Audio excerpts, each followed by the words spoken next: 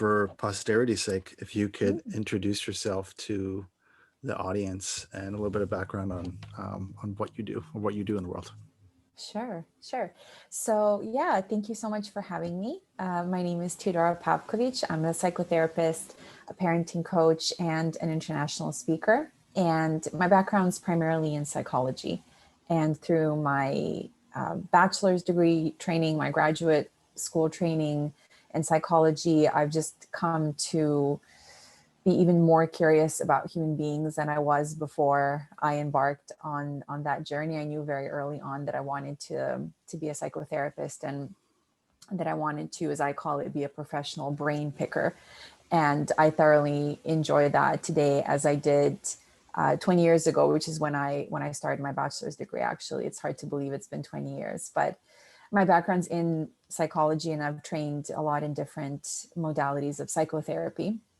So talking therapies are really my expertise, and I've trained in cognitive behavioral therapy, hypnotherapy, solution focused brief therapy, and some coaching approaches. And so a lot of what I do right now is working with both parents and children individually, but also delivering workshops, trainings, talks on topics around emotional intelligence, mental health, positive psychology, and then digital wellness, which is one of the kind of the more recent additions, I guess, to my toolkit. But it's also a more recent kind of area of interest for me. It wasn't something that I kind of started off in this field being interested in, because it wasn't really around.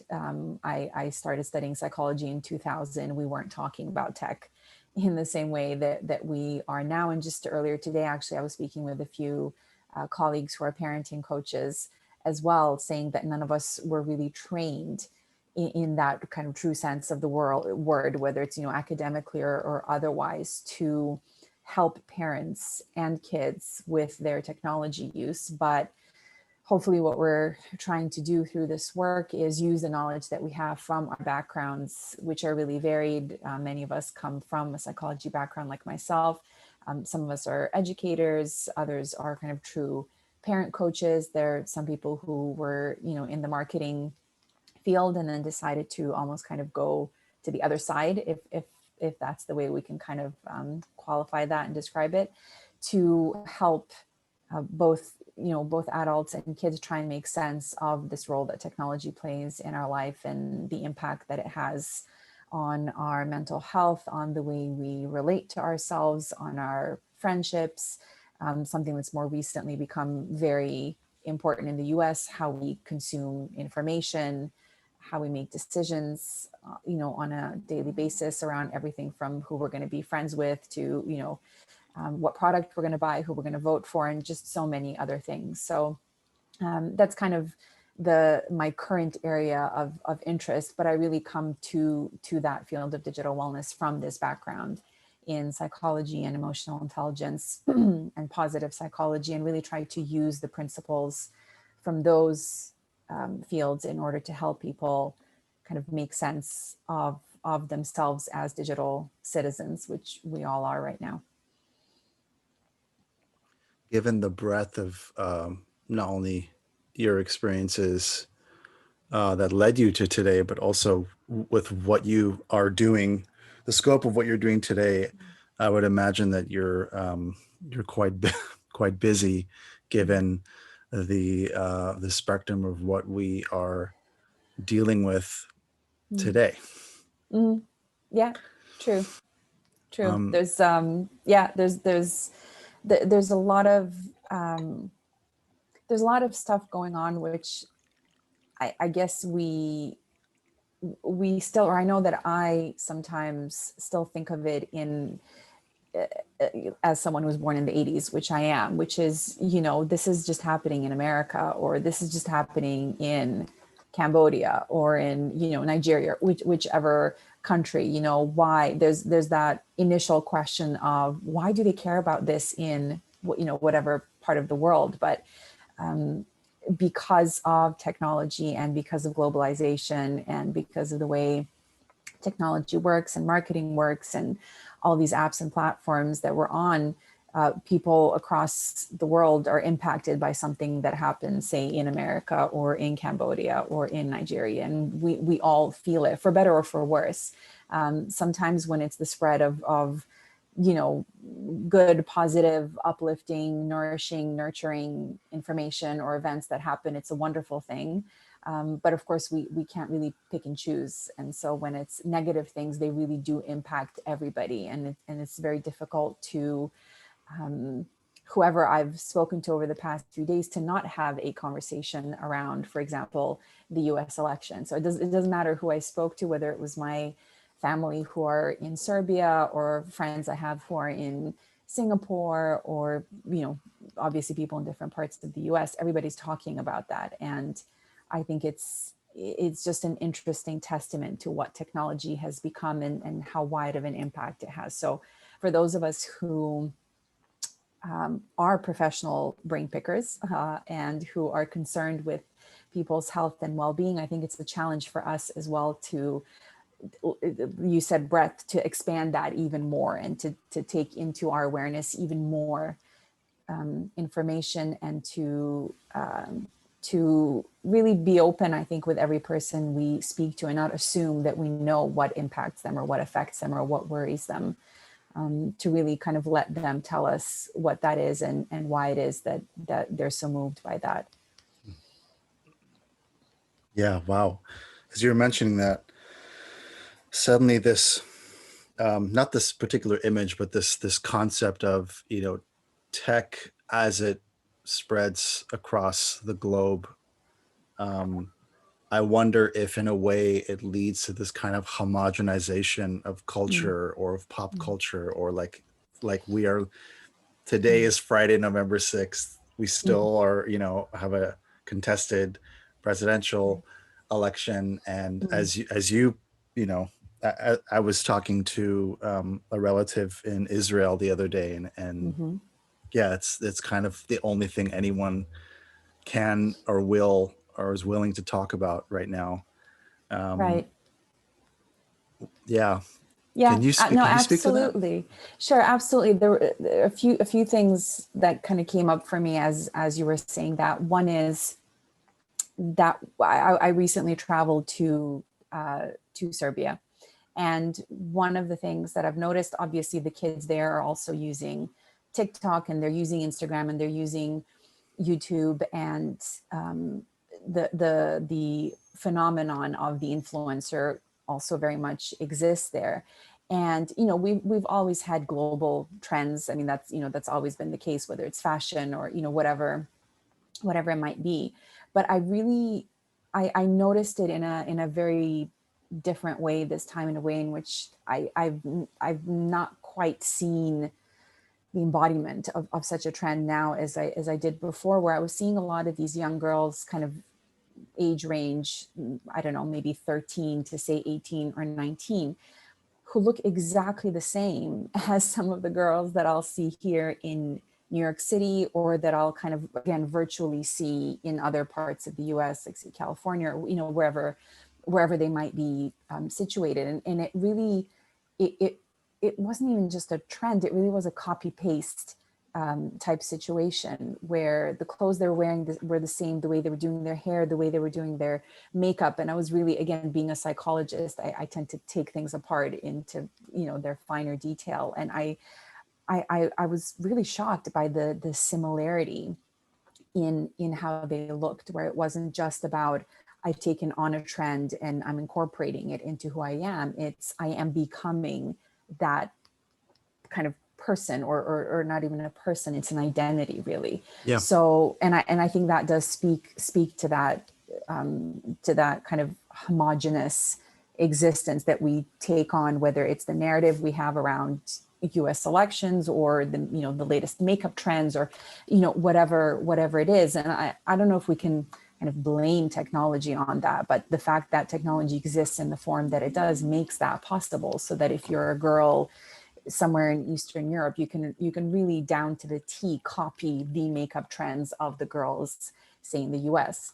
On the other hand, though, another thing that I thought about in terms of this idea of globalization and of the spreading of trends, I was looking at the calendar earlier today to schedule something for next week, and I realized that Friday the 13th is coming up next week.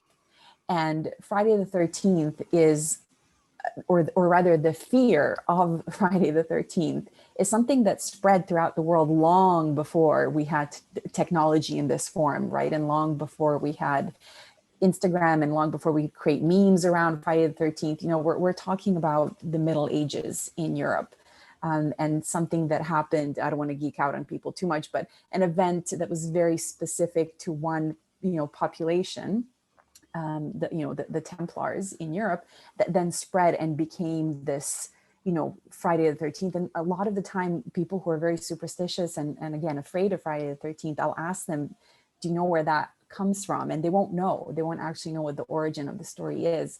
And yet it's something that's spread globally. So I think to a certain extent, it's just human nature. And it's just the way, it's the way we communicate and the way we interact with each other. It's the way our brain works. It's the psychological basis of superstition, communication, all these different things. But again, the fact that that technology exists in the form that it does right now makes it really easy, that much easier for these sorts of things to spread.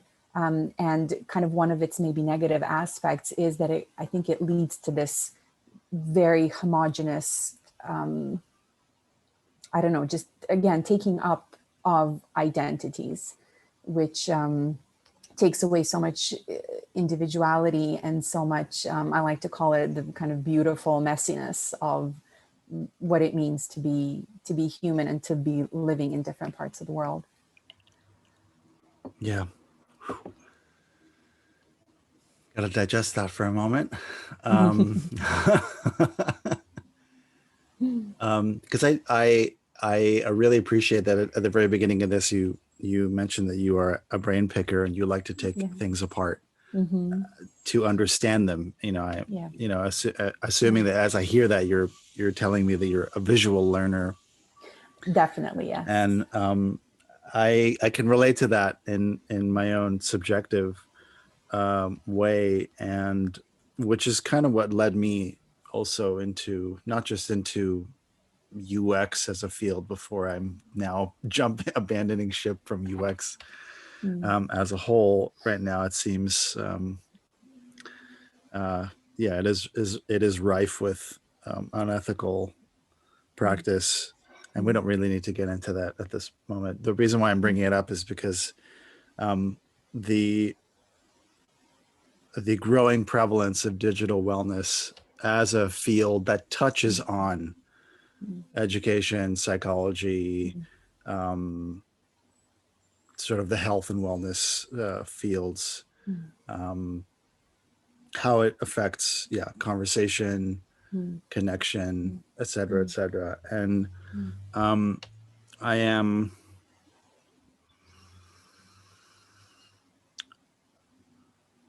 curious to know from a parenting coach perspective, what does the field look like to you, being based in New York? Or you're, so I'm assuming because of your psychology background, and I'm assuming licensing, you could really only speak with or work with clients in New York State. Is that correct? So actually, it's exactly the opposite. Oh, okay. Because I've lived in a lot of different places. So I'm a third culture kid, which is a slightly different aspect of the story, I guess. But because I've lived in a lot of different places, I continue to have clients in a lot of different places, and that's because I practice as a coach.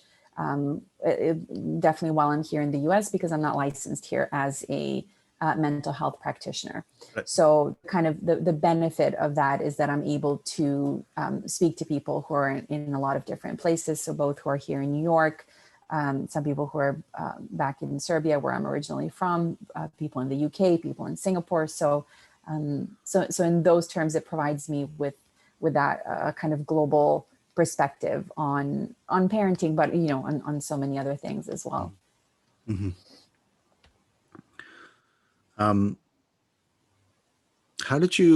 When did you get into coaching sort of given the spectrum of your background. So Mm. where does coaching come in? Sure. So that's the most kind of, again, similar to digital wellness. It's the most kind of recent addition Hmm. to what I do. I was primarily focused on psychotherapy, primarily on kind of CBT based psychotherapy with some elements of mindfulness and hypnotherapy. And for the most part, I was doing that therapy in a kind of classical one-on-one setting with either younger adults or older adults. And then kind of on the side of that, I was also working with children. I've worked with kids, with young kids in educational settings, so kind of kindergarten age kids, and then also doing kind of workshops more. I wouldn't call them therapy workshops, but kind of mindfulness and EQ based workshops, again, for younger kids. Kind of the kindergarten age is my sweet spot. That's Mm. my favorite group of kiddos. So I've worked a lot with them, teaching them mindfulness practices, emotional intelligence, body awareness, positive psychology practices they can use, and things like that. And so it was kind of during my transition from Singapore, which is where I lived before I moved to New York, during that transitional period of moving to here, where part of it was just for the practical reasons of not knowing quite how long I would be in New York, and discovering that the licensing process is pretty arduous and time consuming and complicated, and all the rest of it. But I still wanted to do what I've always wanted to do, and be able to do that here. And so part of that kind of transition into coaching was for that reason. But then the kind of the digital wellness coaching came from some of the early observations I had in Singapore of how technology was starting to be taken up by families and to be used by their very, very young children. So again, because I've mostly worked with younger kids, I'm always observing them kind of in the wild, and seeing what they're doing and what they're up to and how they interact with their parents. And what I started noticing in kind of late 2015, early 2016, was that I was increasingly seeing kids on devices in settings in which they normally wouldn't have a device, or there wouldn't really be a reason or a purpose for that device. So on the bus, for example, while a child is just kind of looking out the window, mindfully observing what's going on without them, around them, or wondering what's going on in nature, and whatever else happens in their little brains, or settings where they would be having some food with their parents, being out in the park with their parents, being in a stroller. It was just settings in which you normally wouldn't, you wouldn't kind of, I think of it as limiting the child's outlook in a sense. Yeah. Because what we see with kids oftentimes is that it's during those times in particular, when they're either in a stroller or they're looking out the window, where their brain can really kind of do what it does best, which is just kind of wonder and daydream and ask a lot of questions about what is going on in the world. Or it can go the other way too, and they can become incredibly bored, Hmm. which is wonderful Hmm. because, well, it's wonderful as long as you let them fix that problem. Right. And that's Right. often what we see, is that problem is being fixed with the device. And so that was when I started to ask just myself, to begin with, questions around, okay, what does this mean if you, essentially, the way I conceptualize it, insert a device between the parent and the child in those moments where either the child would be left kind of to their own devices for their own brain to do what it does, or in the instances where the parent and child would have that opportunity to connect over something. What happens if you insert a device into that situation? And if we think in terms of developmentally what children need to grow up the way they need to grow up, ideally, if there's this connection to that device starting from a very early age, what can we potentially hypothesize might be the problems, or Mm. might be the issues, might be the challenges. And so that was when I started to focus on that topic of digital wellness. And then moving into New York, it became kind of the focus of my my work. So doing digital wellness coaching, whether it's individually, I do a lot of workshops as well. So workshops, talks in different settings. So whether it's a school setting, corporates, and then kind of more recently also having different companies like marketing companies, for example, that create products for children, reaching out to me asking questions around, are we doing this the right way, and is this developmentally appropriate? Or people who are creating apps or platforms for kids reaching out and saying, we really want the psychological perspective, not the usual psychological perspective, which is around persuasive tech and all these things, that persuasive design that we're familiar with, but really thinking in terms of what is developmentally appropriate, and what are children like when they're 1, 2, 3, 4, 5, and how do we make sure that we don't overstep whether it's ethical boundaries or other types of boundaries in terms of how we create product for them. So that's really my, I guess, my mission, you could say, or my goal, my aim, my hope when it comes to this digital wellness work that I do, that is still not really kind of mainstream. I Yeah. think, a lot of organizations like Digital Wellness Collective, which we're a part of, are doing amazing work to really get the word out on this, and to really kind of establish digital wellness as a kind of legit part of well-being, and one that we really need to pay a lot more attention to. So I'm hopeful for the future. I'm seeing an increase in interest in this topic, whether it's from corporates, from parents, from schools, Hmm. and I hope that interest will only grow, because it's incredibly important. And I think those of us who are in the psychology field really understand just how subtle that impact can be, especially when you're talking about younger kids. And for me, really, my main wish is for parents to just be aware of that, to know what the potential kind of challenges can be there, what the potential, I don't want to say damages can be, because I don't necessarily, unless you're talking about very severe overuse of tech, there's no damage that can't be repaired. So it's Right. not like, oh God, I ruined my child because I let them use, Yeah. the iPad when they were 2. It's absolutely not that. Yeah. But it can create subtle differences in terms of their ability to pay attention, to stay focused, to be able to emotionally regulate, to be able to maintain eye contact, a lot of different things like that. So so that's kind of my goal with my own practice when it comes to digital wellness coaching, to really educate and raise awareness, first of all, and then to help people establish a much healthier relationship with tech. Hmm. Amazing. It made me think about, so myself as a parent to a Mm. 5-year-old, to a official Yeah. official virtual kindergartner. Congratulations. Thank you.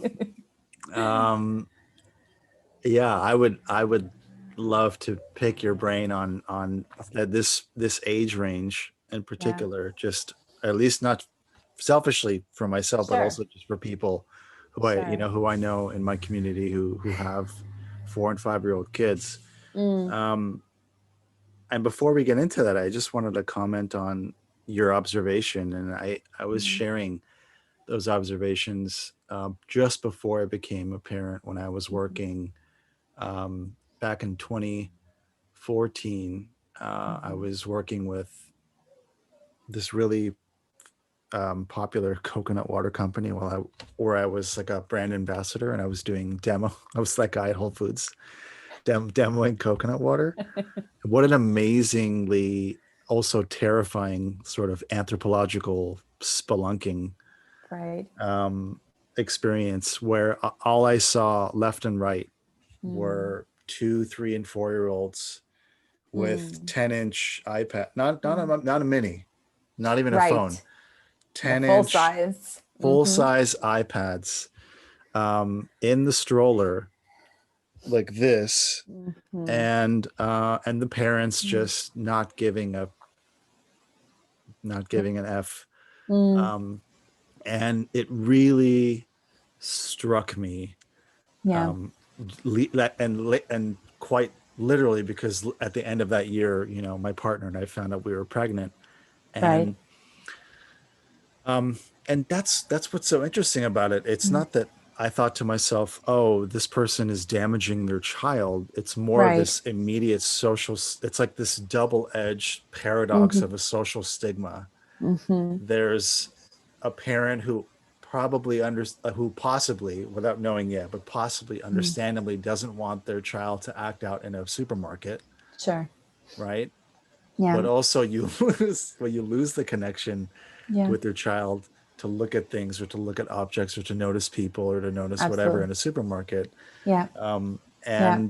and maybe and today, Mm. or I guess just before the pandemic, when we can go to playgrounds because playgrounds were closed for Yeah. the better part of 8 months. I mean, Mm. just being with my, at the time, 4-year-old, Mm. we would go to the playground, and as soon as kids can leap into being immersed in a playground, a parent Right. will whip out their phone Yeah. Yeah. and who knows? Are you distracting yourself? Mm-hmm. Are you are you having your own pacifier, so to speak? It is this double-edged sword. Um, Absolutely. Yeah. If I could ask you a quick question though, Please, yeah, yeah. did you ever find yourself giving your child the device while they were in a stroller and in a similar situation? So we only have one. Um, we have one sort of, what's, it's not even a rule. It's like there's a free for all sort of code of conduct that we have in our family, which is when we're Mm-hmm. in transit, we will save some movies. Like if we're flying, like we fly in a world that no longer exists now. Yeah. Pre-pandemic, we would fly once a year to London to go Okay. visit family, Mm-hmm. and so we would, pack the movies if there Mm-hmm. weren't movies on the airplane, Sure. interface. Mm-hmm. So like when we're flying or when we're on road trips, Mm-hmm. it's there and it's accessible, and it's Right. accessible based on what what we provide Sure. in terms of content. Sure. Um, Otherwise, we are as present in the world as we Sure. can be, and of course, Mm-hmm. that's a conscious choice, and it's not Sure. easy. Sometimes I wish Sure. I could just, you Mm. know, please take my phone and occupy yourself for 20 minutes. Yeah. I'm Yeah. I want that sometimes too, but I Sure. don't want to rely on that. And so Mm-hmm. it is a kind of a reinforcing, Sure. um, It's it's a part of a conscious belief. decision. It's a conscious decision. Yeah. Mm-hmm. Yeah. Yeah. Yeah. I just asked because um, obviously as a psychologist, I have my reactions to, Hmm. when I see that as well.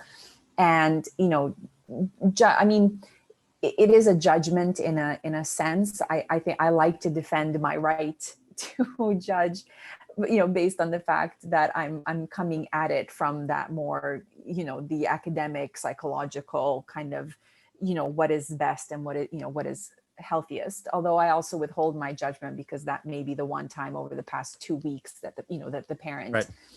had. So it's a very nuanced kind of thing. But the reason why I ask is because oftentimes you'll hear from parents that, oh, I used to look down upon those parents. I said, I'll never become that parent. And then, and then you have your own kid and you find that, oh gosh, okay, this is harder than I thought it was going to be. And then parents will sometimes find themselves reaching for those devices. Some people call them digital pacifiers, and they use them, for that purpose. And so I just wanted to make sure that we kind of voice that as well, because I'm sure there may Sure. be some parents who are listening to us going, oh, crap, I do that too. I, So I yeah. give that to my kids. So Yeah. it's, lots of parents do. And like you said, it's a very difficult choice. So I think it's important to have understanding for that. But I'm also glad to hear you sharing about the fact that it's been a very deliberate, very conscious, very intentional choice on your part to set up certain rules around that. This is how we interact when we're together, and this is what we prioritize. We prioritize that direct human to human connection, even though of course we have tech available and we can use it if we need to, but we don't want to rely on it as a kind of crutch. And Yeah. so I think that's one of the most important guiding principles that I always share with parents in general is to really try and aim for that as much as you possibly can, to not rely on the digital pacifier, to not try and use it as a crutch, because kids also, especially when we're talking about young kids, they learn very quickly, Yeah. which, you know, a lot of parents will see. You know, you got 1 year olds who know how to swipe the screen, but if you, and there's been videos, I think on YouTube or something, of 1 year olds not knowing how to use a magazine. They keep swiping the front, you know, the front page, thinking it's going to swipe. Holy shit, that's Yeah. amazing. And again, for me as a psychologist, I'm horrified when I see that, but a lot Yeah. of parents will go, oh my God, isn't this amazing? Look, my kid knows how to, you know, how to swipe. So we know that kids learn very, very quickly. The problem is that they get used to things also very Yeah. quickly. And that's just down to the brain. That's how the brain copes. It learns very quickly because kids are born into this world not knowing what the rules are, and they'll just Yeah. absorb everything around them as a sponge. So Yeah. you know, oftentimes what I see, and I know a lot of other people who are in this field who have maybe a psychiatry, you know, background, psychology backgrounds as well, have noticed that, you know, young kids who are very, who tend to use tech a lot as a digital pacifier also tend to be the most irritable. And so then you find yourself in this loop where your child is very irritable, and then you use the tech to try and pacify them. And then it works for a tiny bit of time, but then it really doesn't. And then they get even more irritable, and it keeps going around and around. And just recently, again, when I was on my way back from Serbia during that flight, there was one child about, I think she was about 2 or 3 years old, um, very irritable during the flight. You could just tell that she couldn't find a comfortable spot. And she was very cranky, and she was kind of crying, but it wasn't that hysterical, loud crying. It was that much more subtle, just kind of, I'm so frustrated, I don't know what to do with myself type of crying. And once we landed, I saw her and her mom again. And as soon as they landed, the girl was on a phone watching videos. And I remembered that literally up until the second when we walked into the plane, she was doing the same thing because I had seen them. And that's not to say that every child who you know watches videos on a smartphone will be like that, but I wasn't surprised Yeah. that she was that level of irritable for a pretty long time. It was about a 10-hour flight, and for Yeah. most of that time she really, you could just see she was uncomfortable in her own skin. She couldn't figure out how to kind of soothe and calm down. So that's another really important thing for parents to look out for, because it does become a loop very, very quickly. Yeah. Yeah. Well, especially like I can only imagine at this stage of like year 800 in this pandemic, Yes. um, Yeah. as a coping strategy for Mm. parents Yeah. who just need Mm. baseline survival. Hmm. Um, Yeah. like what Mm. that's that, yeah, just I mean, really, out of curiosity, Mm. as a parenting coach, like Mm. how have parents been approaching you um, in this atmosphere, saying, please help me, Mm. um, fine tune this or change it Yeah. so that it's perceivably better. I mean, like what do you tell folks? Yeah. There's been, I mean, across the board, there's been a lot of overwhelm, regardless of where these people are based. So again, like I was saying, I'm lucky enough to get that global perspective. So I talk to people who live in a lot of different places, and the overwhelm, I think, is the commonality. It's the same for everyone, whether they are able to work from home or aren't, whether they do have a job or they don't, whether they are struggling financially or they're not. It's just it's a common thing. There's general overwhelm. And because they know when they reach out to me that obviously digital wellness is one of the things that I focus on, they do have that level of awareness of there are probably better and worse ways in which we can use our technology, which is always great because it makes my job that much easier, because then we can kind of go straight into those conversations. One of the other things that have been coming up, that has been coming up a lot, again, across the board, and I've read this in different articles and seen it in the news and things, that a lot of parents are reporting that their kids have become incredibly clingy and incredibly kind of dependent on them. And the parents' first reaction is, oh, what's going on, what's wrong, what's happening, why are you like that? And I've been trying to just kind of reassure parents that this is actually a really positive, really wonderful, really beautiful thing. On the one hand, part of it is that they're afraid. They're very much aware of what's going on around us. We often underestimate how much kids are aware of what's happening. So part of it is because of a sense of fear and a sense of insecurity. But on the other hand, really all it is, and this is especially for parents who work, whether it's part-time or full-time, who've been working outside of the home, your kids finally get to see you. They get to see you at times of the day when they're not used to seeing you. And inside they're thinking, yes, finally, I've got them. They're right here. And so they latch on and they don't want to let you go. So that, there's nothing wrong with that. It's definitely a positive thing. And I try to kind of help parents sort of ease into that, because their first reaction, because it's strange for them too. It's kind of sad, but a lot of parents are not used to seeing their kids for extended periods of time during the day, especially if they work full time. And if they're used to working outside of the home, they'll maybe see them for a couple of hours, maybe 3 hours a day tops. So part of what I've tried to do and to encourage parents to do as much as possible is to really take advantage of that clinginess, which at first seems really annoying or alarming or whatever it is, and to use that kind of, it's a kind of a call that your child is making. It's an invitation that they're making to you, that they want to spend time with you, and they're scared and they need your presence. Again, you were talking about presence before. They need your reassurance. So really kind of use that as much as you possibly can. Really kind of lean into it. Don't try to fight it. There's nothing wrong with it. It's not a negative thing. It's very much positive. And so that's been one aspect of it. One of the things that I've been saying to parents when it comes to tech use, I definitely don't have the attitude of, let's just try and slash screen time as much as we possibly can, because it's a lot more nuanced than that. A lot of the times I find that parents actually have a certain idea of what they want to do even before we start. So sometimes they'll want to go completely tech free and they just need a little bit of support with that. Sometimes they want to go kind of tech minimal.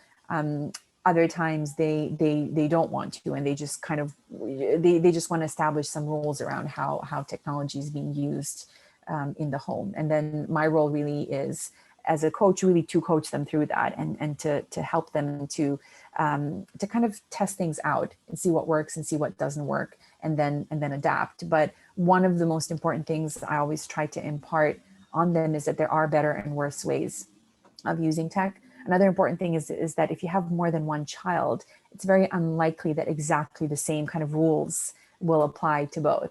And that's something that comes up as well. And that's something that parents can struggle with sometimes, because they will say, well, I have a 16 and a 12 and a 7-year-old, and the 7-year-old wants to do what the 16-year-old is doing, or whatever it is. And then it's really looking at the kind of natural occurring differences that happen in your kids anyway. One child maybe knows that they need to stay away from sugar because it doesn't have a great impact on their energy. Another one may be intolerant to gluten or something like that, and so they're the kid who doesn't have gluten while the other two have gluten. And so it's really finding examples within your life that are there already, that exist, and just saying, much in the same way that we regulate how the three of you eat, or how you do whatever else it is, the color of shirts you like to wear, we're going to do the same thing with tech, because it obviously has a different impact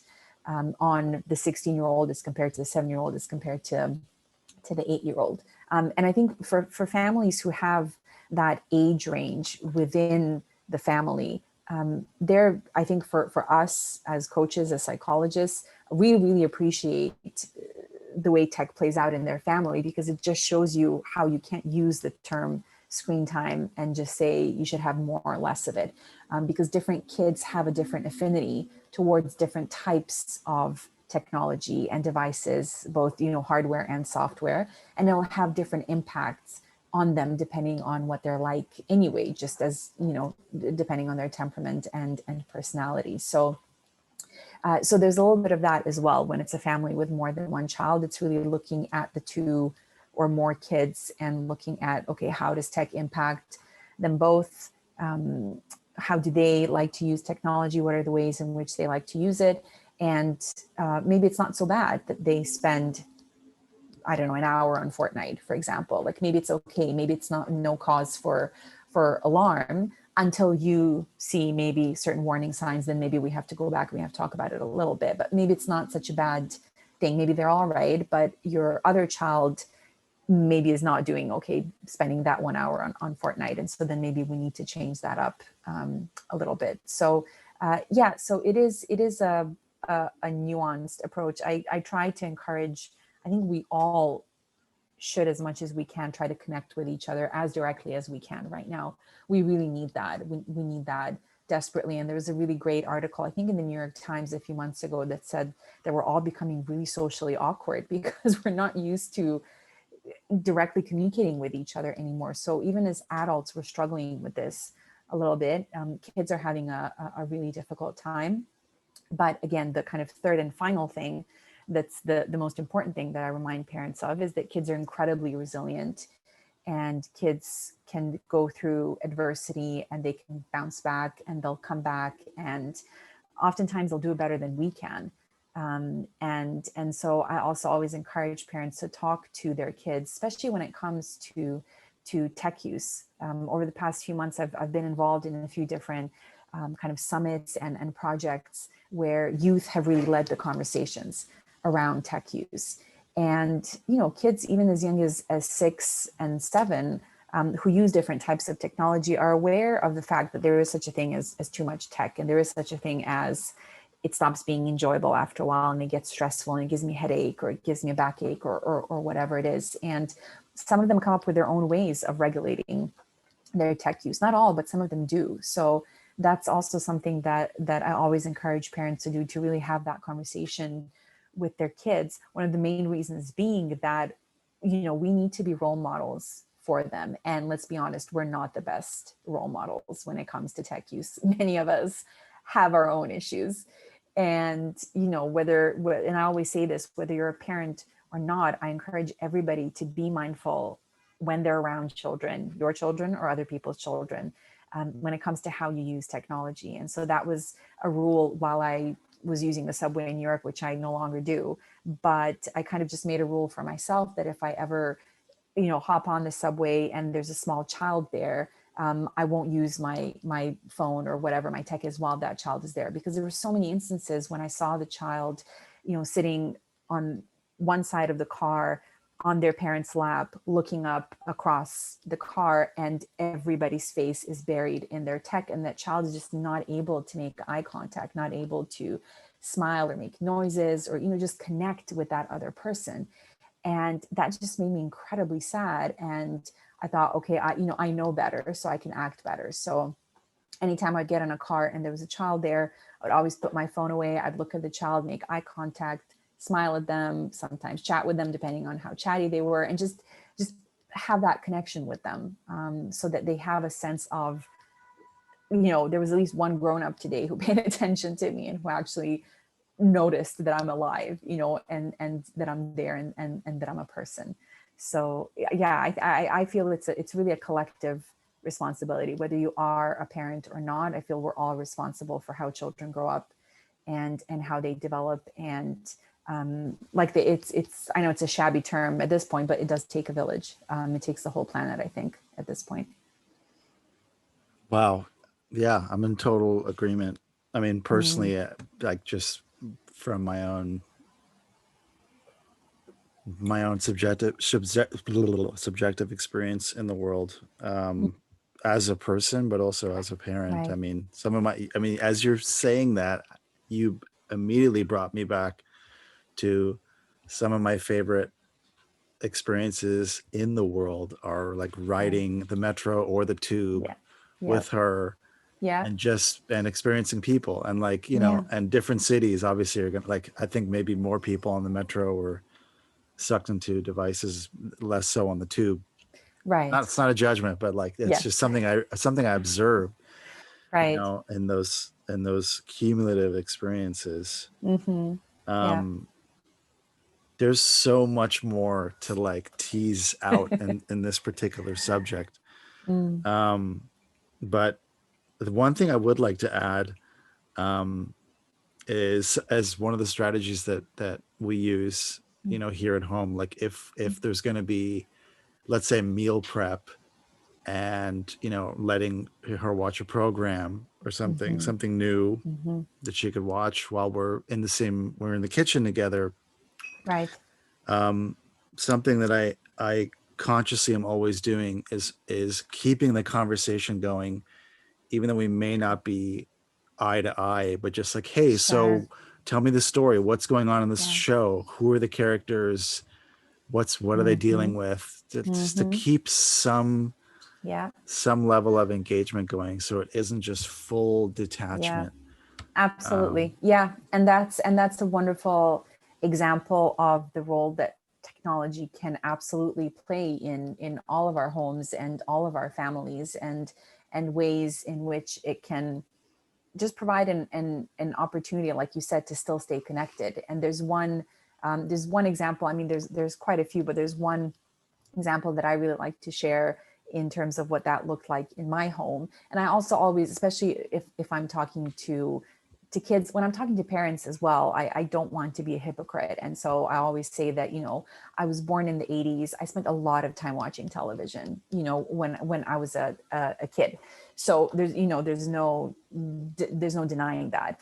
When I was about, I don't know, I was a couple of years old, probably, or 2 or 3 or something like that. We'd have those instances where my mom and I, when my dad was at work, we'd be home alone in the apartment, and I was obsessed with Wizard of Oz. I mean, obsessed to the point where my nickname to this day, or one of the nicknames that my dad has for me, is Dorothy, because I was obsessed with just everything to do with the Wizard of Oz. And so one of the things that my mom and I would do was when she would go into the kitchen to start prepping the food, we'd put, I think Wizard of Oz was on all day long every day anyway. It was just kind of always there, so we'd put Wizard of Oz on.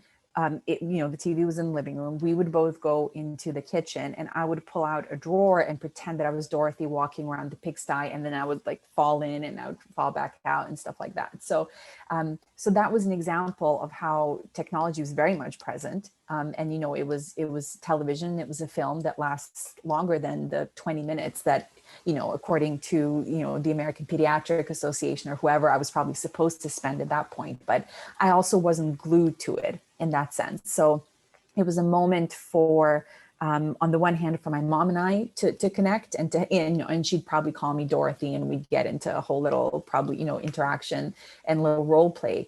But it was also an opportunity for me to kind of play and to stimulate my imagination and to role play and to develop the foundational aspects of empathy that every child develops in a similar way, which is putting yourself literally in another person's shoes. And that's literally what I was doing. I was impersonating Dorothy, and I was kind of experiencing what that must have been like for her to, in that instance, fall into the pigsty, and so on. So that's one example that yours reminded me of, that I always like to share, because one of the other things that I'm a huge proponent of is always, not always, as much as you can, to co-view and to co-share tech. So especially when kids are very young. And there's been a number of studies that have been carried out that show that when it comes to children's ability to comprehend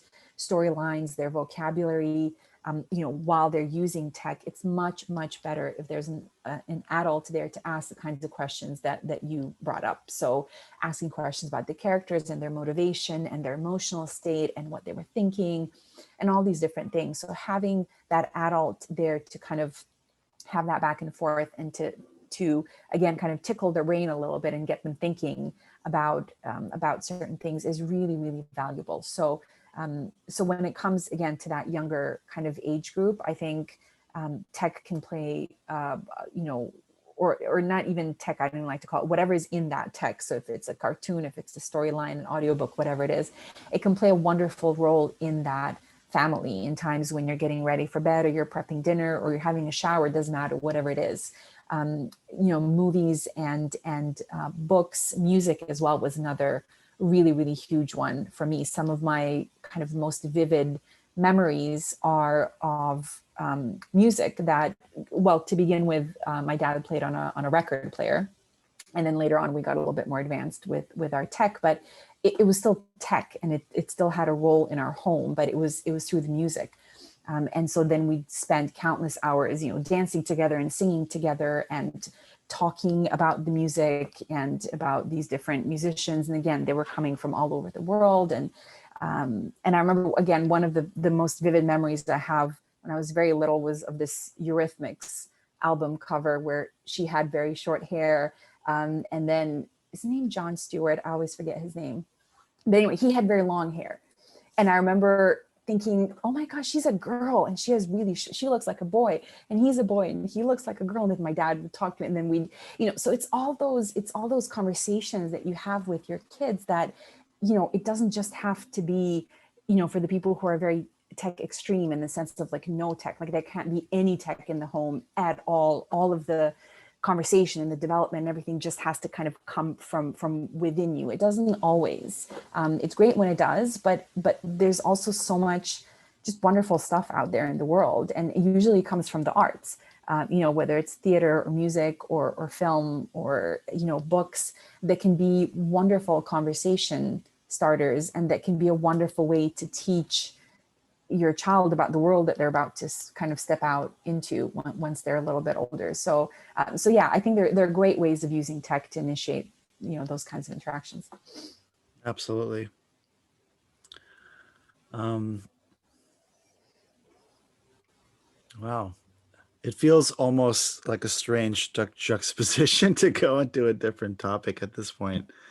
Again, because there's just so much to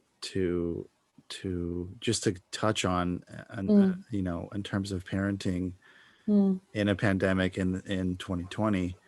Yeah. I almost feel like it would be way too cliche to even talk about just this week, the significance of this week, and just how you feel and what you're Yeah. thinking, and or maybe what Yeah. you're talking to, or your clients talking to you about, or asking you questions about, how do I deal with, XYZ, or maybe sort of stress and Right. anxiety as it pertains to the significance of this week.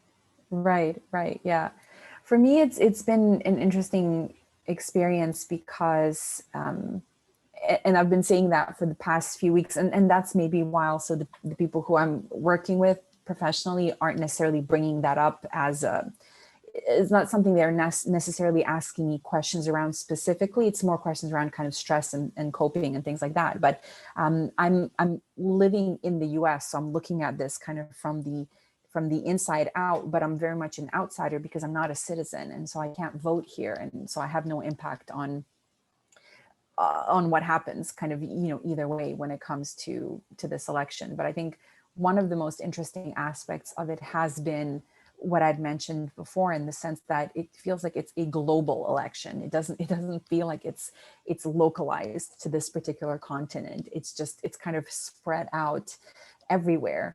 And partly due to again tech, as we were saying before, and partly to do with a lot, I think it's just a kind of confluence of a lot of different things. But it's just been interesting for me again to observe what has been going on. And I think for me personally, it's been a little bit of a defense mechanism as well, right? Because when you're an observer, you're not really involved, you're not in it. It doesn't really move you and impact you and affect you as strongly as when you're an experiencer. This is more of kind of that observational aspect of it. So I think that kind of global, the global quality of what has been going on has been very interesting. It's also been interesting to see what the ways in which people have and haven't been able to cope with what's going on. And so a lot of people have been saying, I've been doom scrolling like crazy this week, which is, one of those terms that we use in digital wellness that basically talks about, going through the news up until it really starts to feel very bad. It almost feels like you're self-harming by doom scrolling. So a lot of people have been saying that, that they've been doing that. A lot of people have just been kind of refresh. And actually, I saw a very sweet, I think it was on IG, somebody posted saying that their friend's 3-year-old asked, when is mommy going to stop watching that show about maps? Because, maps are the Right. only thing The that we only thing we're have looking on our screens. Exactly. So this little 3-year-old is wondering, when is this show about maps going to stop? So actually. yeah, so that's been very interesting. And then for me personally, it's been interesting because it's been bringing up a lot of it's just been a kind of reflective, I guess, period for me. I grew up between Eastern Europe and the Middle East. Both countries that I grew up in went through civil war in the 90s. And so I was exposed to a lot of, and again, this was before we really thought about, should 5-year-olds watch this kind of news? Should 7-year, there was no kind of censorship or ratings in that sense. People didn't really think in those ways. So from a very early age, I was very used to watching some pretty horrific news about killings and bombings and all the other things that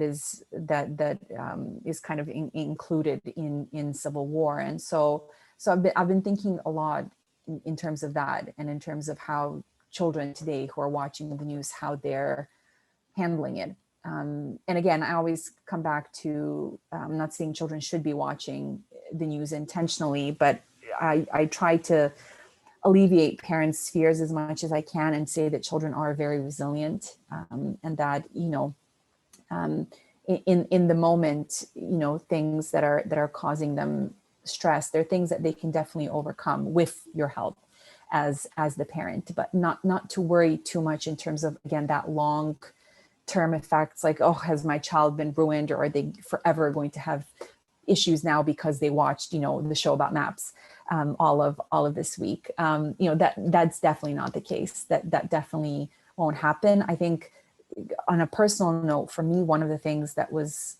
very helpful growing up with the awareness of what was going on in these countries that I lived in was that news watching was always a communal activity. I never saw the news by myself, which is a little bit of a problem now with slightly older kids, right? If they own their own devices, they can go off into their rooms and then either fall down the YouTube rabbit hole, or whatever it is. But the coming together as a family or as a community to watch very difficult things in the news gave me a sense of safety that I feel kind of protected me from that initial just feeling of horror and terror and complete fear and complete insecurity. But the fact that I was there with a couple of generations of my family or family friends, or I wasn't watching it alone, and there were other people there who could kind of soothe me and who could talk to me and who could, I mean, obviously, who shouldn't have let me watch the news to begin with, but like I said, it was the 90s people, so you'll have to forgive them for that. But that sense of community, I think, was very important. So that's something that that I would say to parents as well. It is a scary world, and it's a very strange world that we live in. But again, as long as your children don't feel alone in all of that, and as long as you talk to your children about that, and as long as we all kind of remind ourselves that this too shall pass, it's often not the best outcome. It doesn't mean it doesn't mean that the result is going to be great, but it's that whole idea of impermanence, which I think anybody who's familiar with Eastern traditions, with mindfulness, with meditation, knows that that's a really big, it's a really big topic. It's this idea that we become very rigid and we kind of hook on to certain outcomes, and it becomes very difficult for us to let go. But for me, one of the things that I've personally found very helpful is to constantly remind myself of that there's constant flow and there's constant fluidity. And even in times when it seems incredibly scary and it seems like it's just never going to end, it is going to end, and something else will come after that. And it won't necessarily be better, but it will be different. And I think that's where then the idea of resilience comes in, as well, and having a little bit of optimism. And I mean, which to me, optimism really isn't about the rose tinted glasses. It's about having a little bit of faith in your own resources and in your ability to kind of to help yourself in terms of that self-help, but also to really be able to reach out to your community, whatever that community is, however, big or small, to seek that help. So parents, again, as much as they can, to come together as a community. I think that's one of the most wonderful ways for children to feel safe and to feel kind of cushioned and protected in those really scary moments, is when they know that there's that community of grown-ups Yeah. around them who have some sense of stability and some sense of we'll figure it out one way or another. We'll figure it out, and we'll stay together. We're a tribal species. That's what gives us a sense of safety. We're not the lone wolves just kind of roaming around. We need that safety in numbers is really, really important. So that's another thing that I would say to parents, is to don't try not to do this alone. As much as you can, come in with others. If you need to schedule, watch the map show, but get on your friend with your friend on Zoom, or something like that. Bring in more people, so that especially if your kids are around, they feel that sense of community. There's other people there. Yeah, that is timely and uh, almost poetic in a way, and I definitely relate to that. I mean, being an '80s kid Right. myself, and Yeah. I want to propose one updated or a new term to Yes. next to doom scrolling that I think is a bit more uh, descriptive, and it's disasterbation. Oh God. And It is the I most think perfect thing I I've heard think all week. because I think doom scrolling Uh, is yeah, I think it just needs to expand, and yes. maybe it should be Broaden. a two-tiered term. Um, That's and perfect. yeah, Yes. yeah, I know, and I really appreciate the taking in shocking Mm, news together, mm, yeah. especially because I remember, yeah, just being an '80s kid myself. There's so Mm, much more I want to get into, and I would like to put a bookmark in this yes. conversation, and really look forward, and hopefully you'll come back. And I'd love to. Yeah, great, great. Well, thank definitely. you so much for the time. Of course. And uh, what else can I say? I mean, I guess yeah, we'll all be talking and experiencing to collectively what's going to be happening in the coming days Yeah. and weeks. And I think there's also this sense that, people realize, like, this isn't going to end tomorrow. No, exactly. it's That's the other thing. it's It's going to, that, yeah, yes, it's tolerance. It's building up and tolerance resilience, and absolutely. resilience. Yeah. Yeah, Yeah. And those are some of the most important things that we need, important skills that we need to develop. And I think we haven't done the best job of that. Technology partly has a role to play because it's so easy to escape the yeah, discomfort.